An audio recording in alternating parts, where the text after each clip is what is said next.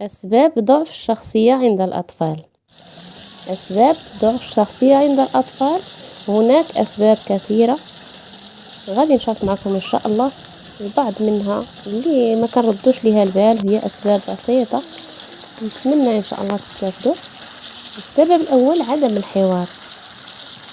الحوار مع الأطفال، هذا سبب من أسباب ضعف الشخصية.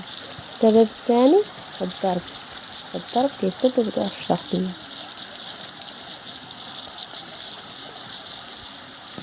السبب الثالث هو المقارنة مع الأخ أو الصديق، فالمقارنة سبب من أسباب ضعف الشخصية عند الأطفال.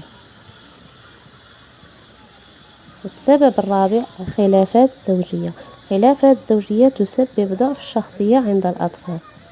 والسبب الخامس حرية الاختيار،